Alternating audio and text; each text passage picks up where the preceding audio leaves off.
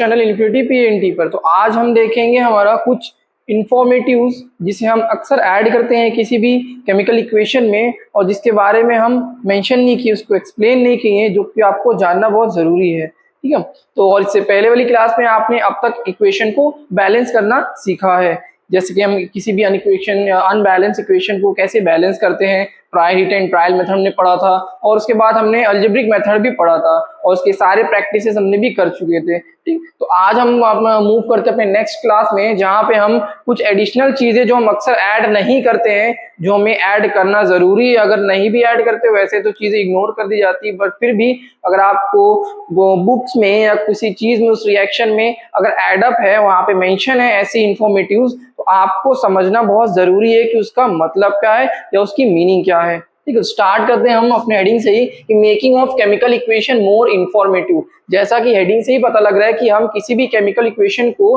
और ज्यादा इंफॉर्मेटिव बना रहे हैं, मींस उसमें एडिशनल चीजें ऐड कर रहे हैं ताकि आपको उस रिएक्शन के बारे में और ज्यादा क्लैरिटी हो जाए। तो स्टार्ट करते हैं सबसे पहले वाली टॉप पार्ट से, जैसे कि physical state of the reactant in the product. Means कभी भी आपने देखा होगा हम केमिकल रिएक्शन में अक्सर उसके फिजिकल स्टेट को मेंशन कर देते हैं। अगर आपको याद होगा, जैसे कि जिंक और HCl में हमने रिएक्शन कराया था, तो जिंक किस स्टेट में था? सॉलिड स्टेट में था, जैसा कि आपके यहाँ पर मेंशन है।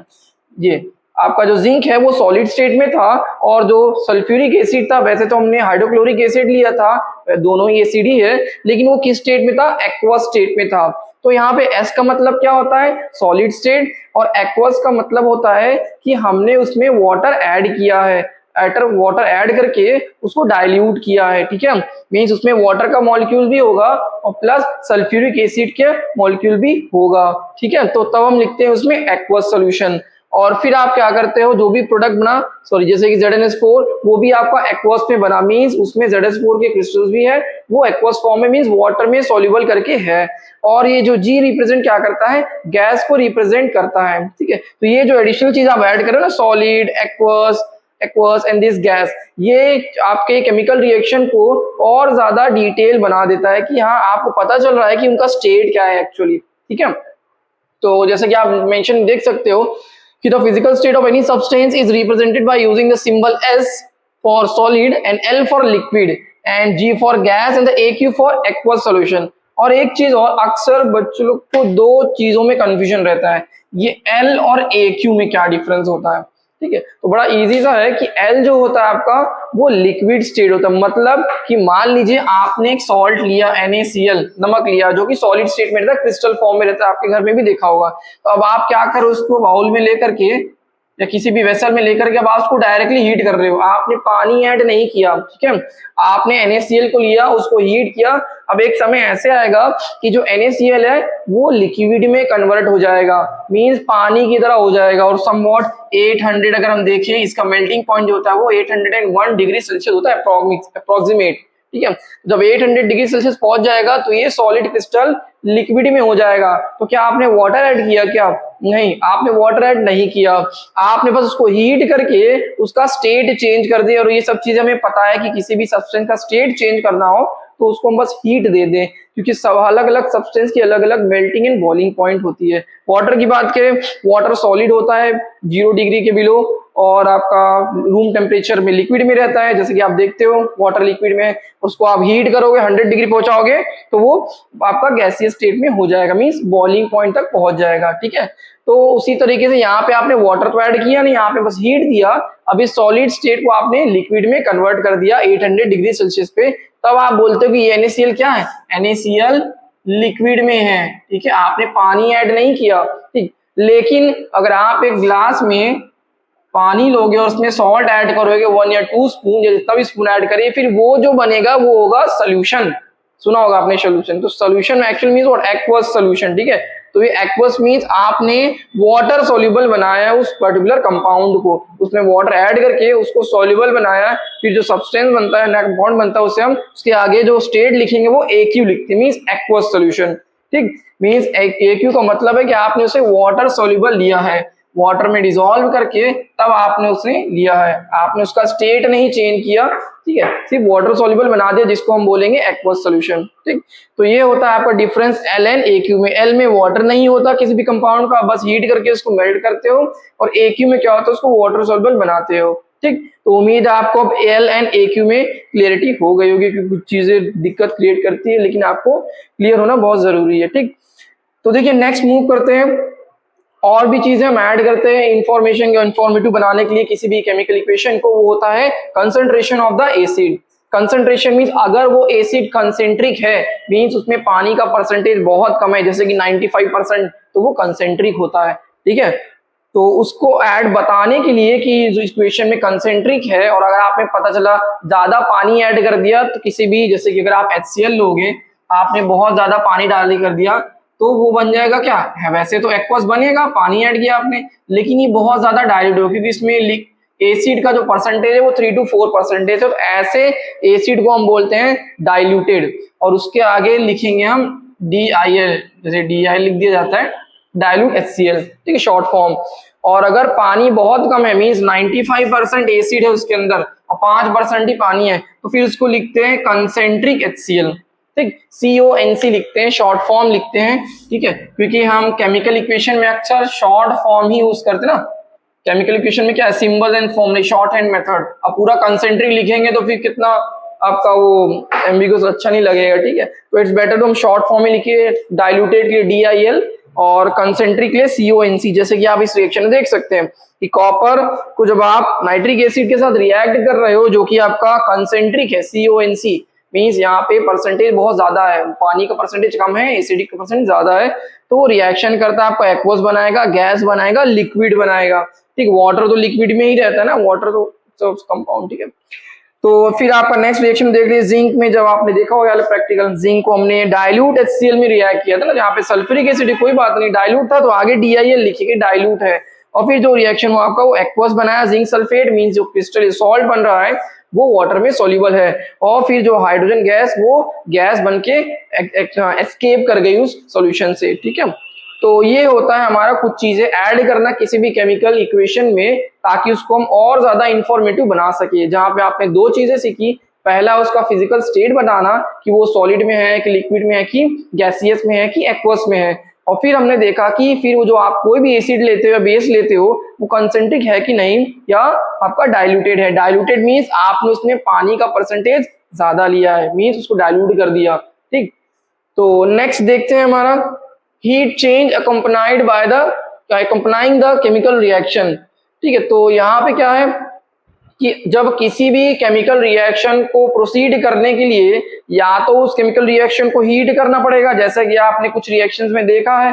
ठीक है, और अगर क्या पता उसमें से हीट इवॉल्व होती है, कुछ रिएक्शन में तो हमने हीट भी नहीं किया, जैसे पिछले प्रैक्टिकल में हमने कैल्शियम ऑक्साइड में बस वाटर में कैल्शियम ऑक्साइड डाला, तो वो टेस्ट क्या आपका जो बीकर क्या हो गया, गर्म होने लग गया था, आपने टेम्परेचर देखा था 50 डिग्री तक पहुंच गया था। अगर आप नहीं देखे हो तो आप लिंक देख लीजिएगा, डिस्क्रिप्शन में दिया गया है, आप प्रैक्टिकल एक बार देख लीजिए, ऑब्जर्व कर लीजिए। ठीक, तो वहां पे हमने हीट तो नहीं किया, लेकिन उसमें से हीट बल्कि निकल रही थी। ठीक, तो दो केस होता है, या तो हीट निकलेगी या तो हीट एब्जॉर्ब होगी। ठीक, और ये दो टर्म मैंने बताया भी था, हीट अगर निकलेगी किसी भी रिएक्शन से तो वो होता है एक्सोथर्मिक, और अगर वो हीट को एब्जॉर्ब कर लेता है और ठंडा होता है तो वो होता है एंडोथर्मिक।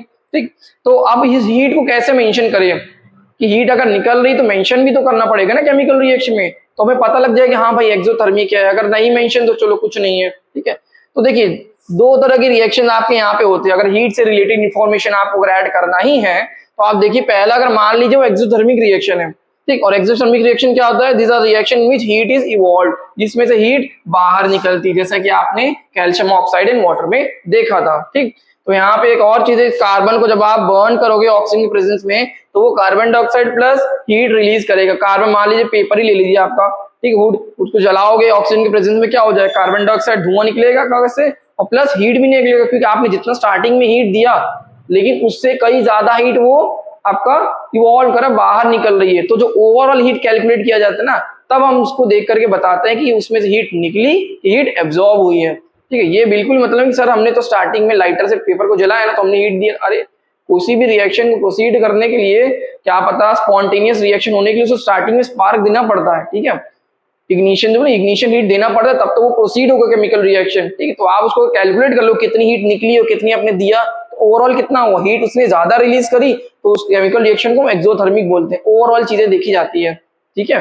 तो जैसा कि हम बोलते हैं प्लांट ऑक्सीजन देता है, plant gives us oxygen, but it doesn't mean that plant does not take oxygen.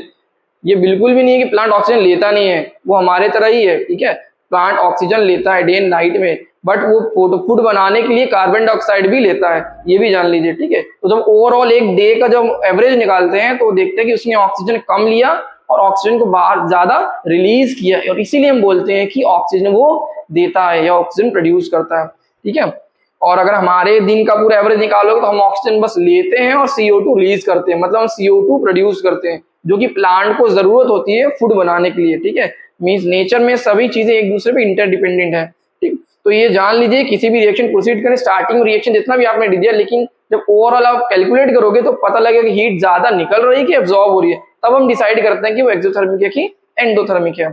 तो यहाँ पे कार्बन को हीट किया तो कार्बन बर्न इन ऑक्सीजन प्रोड्यूस हीट, तो हीट निकल रही है उसमें से। अब उस हीट को निकल रही है तो मेंशन कहाँ करोगे, तो आप जब हीट निकल रही इवॉल्व हो रही है तो राइट साइड में आप प्लस हीट करके लिख देते हैं, ठीक। तो हाँ, हमें केमिकल रिएक्शन से पता लग जाता है कि हाँ भाई हीट निकल रही है, तो ये आपका एक्सोथर्मिक रिएक्शन है, ठीक है। तो अगर इक्वेशन या केमिकल रिएक्शन में मेंशन नहीं है, मोस्टली नहीं मेंशन रहता, लेकिन आपको फिर याद करना पड़ता है कि ये एक्सोथर्मिक रिएक्शन है। हर जगह थोड़ी वो हीट लिख के दे देगा आपको, इतना क्वेश्चन बनाने के लिए आप हीट हटा देंगे, बताइए कैसा रिएक्शन है, तो आपको बताना पड़ेगा कि एक्सोथर्मिक है। हमने पढ़ा है भाई, कार्बन को आप जलाते हो, कार्बन से रिलेटेड किसी भी कंपाउंड को ऑक्सीजन के प्रेजेंस में, तो वो CO2 और हीट को रिलीज करता है, ठीक। तो नेक्स्ट देखिए, फिर आता है एंडोथर्मिक। मान लीजिए वो हीट को एब्जॉर्ब कर रहा है, तो like these are those reaction which heat is absorb by during reaction, in such cases the sign plus heat is written along the reactant side. वहां प्रोडक्ट के साइड लिखा जाता था, ठीक है, in which heat is evolve during reaction, और आप जो हीट लिखते हो प्रोडक्ट के साइड लिखते हो क्योंकि प्रोडक्ट में हीट बन रही है तभी वो बाहर रिलीज हो रही है। और अगर वो हीट को एब्जॉर्ब करता है तो आप रिएक्टेंट के साइड में हीट लिखते हो, ठीक। तो अगर वो हीट एब्जॉर्ब कर रहा है तो आप उसको रिएक्टेंट के साइड में लिखते हो, जिसकी वजह से वो ठंडा फील होता है रिएक्शन। जब किसी भी टेस्ट ट्यूब या बीकर में आप उसको टच करोगे तो वो कूलर फील होगा। एक सिंपल सा एग्जांपल है, इसको भी हम लिखाएंगे और भी डिटेल इसके, इन दोनों के हम नेक्स्ट वाले क्लासेस में सारे एग्जांपल आपको बताएंगे, या कुछ एग्जांपल जो आपके एनसीईआरटीज में भी दिए गए हैं और आपके एग्जाम पॉइंट ऑफ व्यू से इंपॉर्टेंट भी और पूछे भी गए हैं, ठीक है, कि explain respiration system whether it is endothermic और वेदर इट इज एक्सोथर्मिक, ठीक है। तो वो सब जितने भी रिएक्शन आपको पुट अप किए गए हैं वो सारे हम आपको क्वेश्चन आंसर के फॉर्मेट में यहाँ पे लिखा करके एक्सप्लेन करेंगे, ठीक है। या ऐसे सॉल्ट जिसको आप एक्वस बनाते हो तो वो एंडोथर्मिक होता है कि एक्सोथर्मिक, जैसे कि एक सिंपल सा एग्जांपल बता दें हम आपको। अगर आप एक पानी में NaCl घर का सॉल्ट लेंगे, जो घर में नमक आप आती है सोडियम क्लोराइड, तो उसको अगर आप ऐड करोगे 5 to जो भी स्पून है जितना ऐड हो सके, और स्टार्टिंग में आप टेम्परेचर थर्मामीटर से मेजर कर लीजिए, वैसे तो आप नहीं करिएगा, इसको हम करा देंगे, ठीक। तो स्टार्टिंग में इनिशियल टेम्परेचर मेजर करिएगा पानी का, फिर आप सॉल्ट ऐड करिएगा, सॉल्ट ऐड करने के बाद देखिएगा इसका टेम्परेचर गिर जाएगा, गिर जाएगा मतलब इसका टेम्परेचर ये ठंडा हो गया है ना, इसका मतलब किस तरह का रिएक्शन है, ये होता है endothermic reaction, means dissolution. Dissolution का मतलब होता है वाटर ऐड करना किसी भी क्रिस्टल के फॉर्म में, जो भी सॉल्ट है, सॉल्ट को जब आप वाटर में डिसॉल्व कराते हो तो उसको बोलते हैं डिसोल्यूशन, बोलते हो dissolution of NaCl is endothermic, ठीक है। तो और भी जो सॉल्ट है हम मेंशन करेंगे कौन से वाले सॉल्ट एंडोथर्मिक होते हैं, कौन से सॉल्ट को जब डिसोल्यूशन करोगे तो वो एक्सोथर्मिक होंगे, और ये सॉल्ट को आपको याद करना है और पूछा गया है इसलिए आपको क्लियर करके मेंशन कर देंगे, ठीक। तो उम्मीद है आपको ये दोनों चीजें क्लियर हो गई होगी, एक्सोथर्मिक एंड एंडोथर्मिक। तो ये था आपका कुछ इंफॉर्मेटिव जो अक्सर हम ऐड करते हैं किसी भी केमिकल रिएक्शन में, थोड़ा उसको डिटेल बनाने की कोशिश करते हैं। तो आप इसका स्क्रीनशॉट ले लीजिए। देखिए कोई भी चीज वेस्ट नहीं है, जितनी चीजें आपके एग्जाम पॉइंट ऑफ व्यू से इंपॉर्टेंट है उसको हर दिन लिखाएंगे, और आप भी हर दिन लिखिए, ठीक है। इसको पेंडिंग मत करिए कि हम 2 दिन का एक साथ पढ़ लेंगे, बिल्कुल नहीं। 20 minute is enough for the chemistry, ये हम मान के चलते हैं, ठीक है। 20 मिनट में आप इजिली ऑब्जर्व कर सकते हो, 1-1 घंटे का आप अपना आईज भी खराब करोगे, ठीक है, तो प्रॉब्लम भी होगा। तो बेटर है कि आप हर दिन पढ़िए 20 मिनट्स 24 आवर में, कोई बड़ी बात नहीं है, ठीक है। तो आप इसको लिख लीजिए, इसका स्क्रीनशॉट ले लीजिए। चलिए, तो फिर अगर आपको फिर भी कोई डाउट्स है तो आप उसको कमेंट सेक्शन में पूछ सकते हैं, और बाकी जो रिलेटेड वीडियोस या प्रैक्टिकल है उसका लिंक हम हमेशा डिस्क्रिप्शन में देते हैं, ठीक है। जा करके अगर आपने नहीं देखा तो उसको देख लिया करिए।